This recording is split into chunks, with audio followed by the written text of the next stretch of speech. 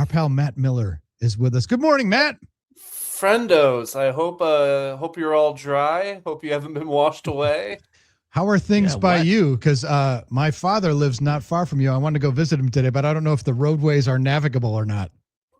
Can't speak on the roadways, but our house is in one piece. We are soggy, but we are not flooded. So it's all W's right now.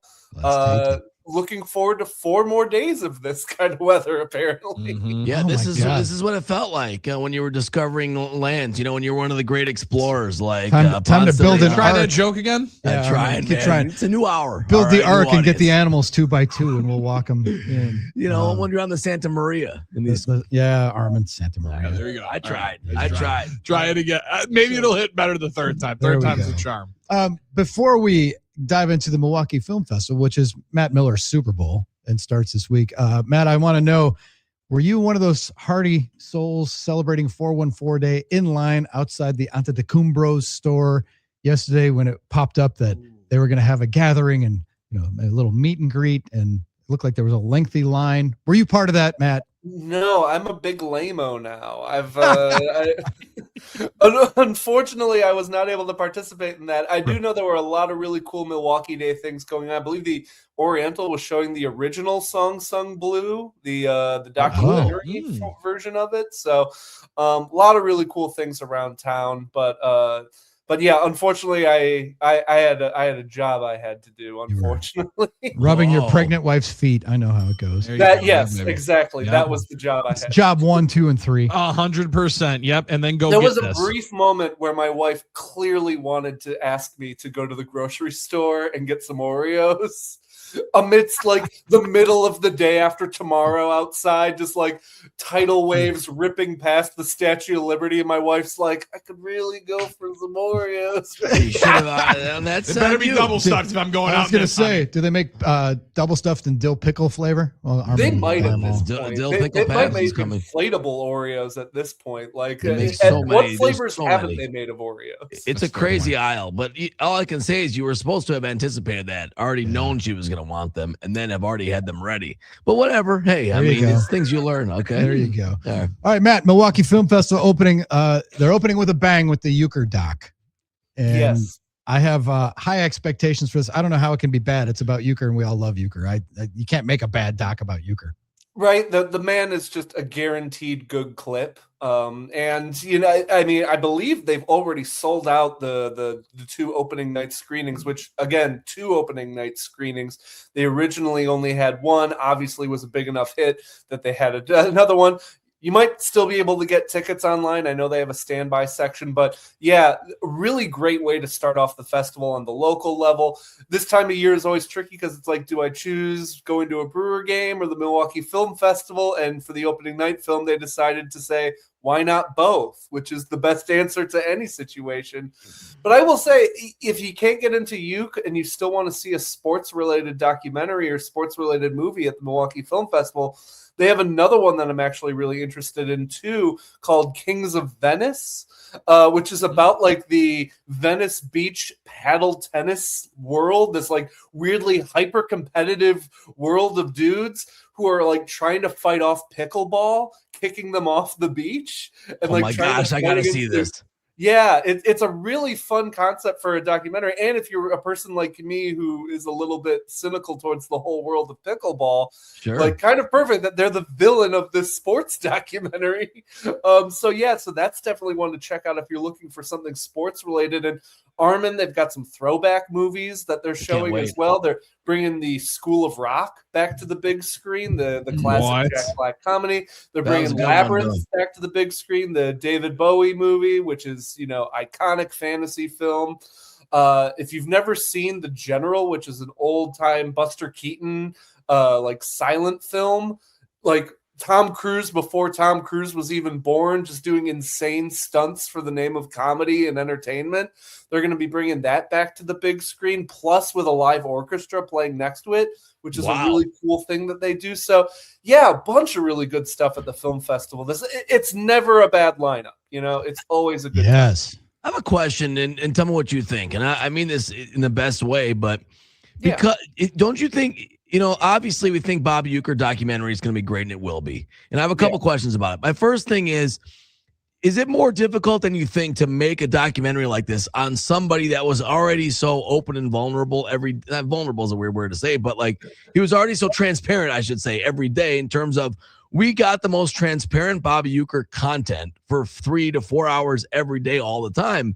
So in a lot of ways, not that we know what to expect, but it wasn't like we're going to be hearing from somebody that's been an interesting figure like a Michael Jordan type that doesn't talk anymore. We've already been so ensconced with everything Bob in the best ways. Or is it just because it's Bob we can never, ever get enough and we'll never get enough? But I mean, the filmmaking aspect, is it, you think, harder than you think to navigate how we're going to structure the documentary and things like that? I think it can be. You're not doing it, like you said, you're not doing a documentary on a recluse like J.D. Salinger or something like that. This is a guy who's been out there, whose stories are well documented. I do think you want to think about your approach on it. So I'll be interested to see if this is like a full, like, life, tip to tail documentary telling the entire story. Are they going to focus on a particular time in Uecker's life? I'd be really interested if they focus on the last kind of decade, right? This kind of, I don't want to call it golden age of the Brewers, but this, kind of run of sustained success and the kind of like, let's win the World Series for Ueck era of the Brewers that we've been in. So I'll be really interested to see their approach. And some of it might be the access too. Like, do they have access to him now at this point so you can get really behind the scenes of, because as much as we did know Ueck, obviously day to day, hearing him on the radio, hearing him about Brewer games, there still is the personal side of Ueck that maybe we didn't have, the same access to. And maybe that's something the documentary has. I'm very excited to see that. And again, if you miss it at the Milwaukee Film Festival, it does sound like that's going to get a theatrical release, I believe, this summer. Is the plan and hope for it. So keep your eyes open for that. I'll obviously, let you all know when I hear more on that. But very exciting. It's making its debut in 36 hours or so. There you go. Matt Miller joining us, a man about film on the Substack. And Matt, I will disclose my personal biases, but I'm looking forward to and have tickets to attend a screening of a film, another documentary about a Milwaukee icon, Bright, Beautiful World, The Infectious Joy of Pat McCurdy. Let's go. Airs pretty cool. It's a Saturday and Sunday of the second weekend at the Oriental. And I got to talk to the guys that are doing this, who are longtime Pat fans, Peter and Benny, the directors putting this out. I'm intrigued by this. The man who's played 12,000 shows, another guy who you think because he's been around for your whole life, my whole life. And Pat has been a friend of mine for many years. Our wives are very tight, and I'm very much looking forward to this because it's going to be weird watching this doc. It's going to be weird for me watching the Uecker doc in some ways too, because of the time I spent with him and the stuff I know that maybe hasn't been reported. But this is one that's going to be a little bit different. And to me, it's like, what a great way. And who knows, like, will this movie have an audience somewhere else? Depends on how they do it. It might. Yeah. I mean, if Song Sung Blue taught Hollywood anything this past Christmas, it's that there is an audience for interesting stories and interesting people well told. So yeah, maybe the Pat McCurdy documentary has some life outside of, the local sphere, but even if not, it's a really cool story. It's a really great kind of local connection. This is the Milwaukee Film Festival. This is not, some random touring thing. And that's what's really cool about the Milwaukee Film Festivals too, is you get to see a lot of these local filmmakers, get a chance to spotlight themselves. They have the Milwaukee Show and the Milwaukee Show 2, which are two short film compilations where it's a lot of local filmmakers getting to show short films on the big screen and get to kind of take a bow. And maybe this is the only time, maybe this is the kind of peak of their filmmaking careers. Maybe this is the start of something more, especially now that Wisconsin has film credits and are moving forward on that department. But the fact that they get to go to this gorgeous theater at the Oriental and take a bow and see their project, play in front of a packed crowd, that's a really exciting, cool, joyful experience that you're not going to find at a screening of the Super Mario Galaxy movie. No offense to the Super Mario Galaxy movie. But it's such a cool, interesting local situation that you're not going to find much more anywhere else. What's your favorite part? And I'm still trying to rattle myself because when you said School of Rock, I thought you said Schoolhouse Rock. I got really excited. Well, We're going to start doing Conjunction Junction. What's your function? I was buying tickets now, man. Listen, next year Milwaukee Film Festival, I'm just a bill on repeat. I will attend. Yes. Thank you. Please, we got to know that declaration. Now, what's your favorite part though? Because you just mentioned it, being able to see the producers and the writers and be able to have their culminating moment, as well as you like the entertainment, you love it, but you're also doing it for your job. What's your favorite part of this? Hard to say the work, but being able to highlight the stories, see them in that element, just enjoy. What's your favorite part of this week? These couple of weeks? I love the Milwaukee Film Festival because, I mean, go figure. The movie guy loves the movie festival, but I love the community coming together. You know, I love walking into a screening of a random, Czech journalism movie that I hadn't heard of until 2 weeks before, and I walk into a theater, the Downer, and I am greeted by a pretty full theater of people who are also checking out a random Czechoslovakian journalism drama on a Wednesday when it's the first nice day of spring we've had in the 2026. I love seeing people want to see stories and want to talk to others about these stories, because that's also a part of the film festival. It's a lot of people coming out of a theater and being like, I got to talk to somebody about what I just saw. This is something really interesting, or I got to talk about the ideas and the people getting involved in that stuff. So it's such a really cool communal thing. We don't think of movies as like a social thing in some ways, because you're sitting quietly in most cases in a dark theater for 2 hours. But there is something about the communal power of a movie, of a group of people coming together to engage with a story at the same time and laugh at the same jokes together. And nothing beats that for me. And I know that sounds so gushy and romantic, so I will also say I love the weird cinema hooligante movies where violent, terrible, ridiculous things happen to people. So if you're thinking to yourself, the film festival, it's pretentiousness, it's so there's a movie about a guy who gets stuck in a toilet and has 70 my kind of guy. And he has 70 minutes to get out of the toilet, or a drug dealer's going to kill him because he did like a drug deal gone wrong. Great concept. Love this guy. They've got horror movies about a guy who wished for his crush to like him, and the wish comes true in the most horrifying way possible. And so it's not all important documentaries about important topics and emotional indie movies. It's also insane midnight movies that will explode your brain cells. And I'm very much game for every single part of it. It's also kids movies, really good movies for youths too, if you're looking for stuff to take the kids to. So a lot of cool stuff at the film festival every year. This year still included.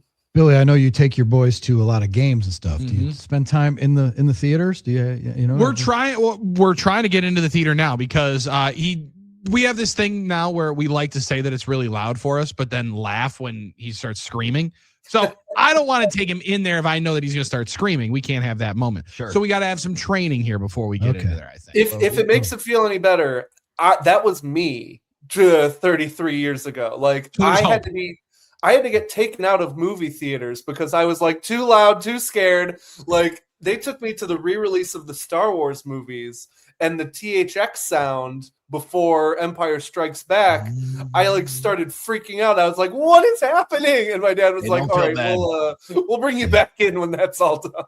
Yeah, we've only seen Frozen 1,900 times. So until they put that one, once they re-release that one in the theater, then we'll probably have to let go and get in there. Have they already gone through the Encanto phase? Or the gateway somehow. We've dabbled in Moana a couple of times.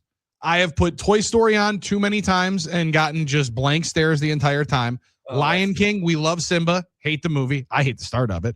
But Frozen is it's just dialed in. And they hit an absolute home run on that one. Hold on. You hate Circle of Life from The Lion King? I hate the beginning of the movie. I get what you're saying. The bad stuff. I hate the bad stuff, Matt. Yeah. Okay. I thought you were saying you didn't like Circle of Life, and I was like, I'm sorry you don't like one of the greatest openings of a film ever created. Billy watches The Lion King and cheers for Scar. Yeah, I'm like, this is awful. What are we doing here? So I fast forward to the beginning of Finding Nemo. We try to get Bambi, start 20 minutes late. When I was a kid, I didn't like. I mean, speaking of that, you know, when Mustafa is kicking him off the thing and he blames it the on Frozen's happens in a song, so you just bypass that one. I was hated thinking that one. they just closed the Scared me. blinds. Oh, I don't know what happened to them. Hey, Close the blinds. That's where mom and dad went. At the risk of sounding naive, I really don't know. Have there ever been like, what's the LeBron to come from this? Has there ever been a movie to come from the Milwaukee Film Festival that's ever been like the biggest movie or like a star to ever come out of this film festival? I don't know. I'm asking. Total there's unknown. normally little gems every year, and this year they've got some stuff like Obsession, like Hokum, that are going to get theatrical releases in a few weeks. There's one called the closing night movie is Power Ballad, which stars Paul Rudd and Nick Jonas as like rival pop stars. So there are movies that you've heard of that you've seen before. I will say, I think one of the biggest hits was a movie called Som, and if you haven't seen this documentary, it rules. It's about a bunch of dudes trying to become master sommeliers, which is like one of the toughest things in the world. This is like, I heard about this. Yeah. The wine dude, like it's the wine experts. It's the people who come to your table. And these guys have to take this extremely difficult test. Like only a few of these master sommeliers exist in the world. And it's about these total wine nerds, like kind of like challenging one another and like kind of getting into rivalries. And that turned into such a hit that they've made sequels to that documentary. There are, I believe, 2 sequels and a TV series around Som. So I think that probably has to be the biggest success, because when was the last time you heard about a documentary making sequels? Yes, I love it.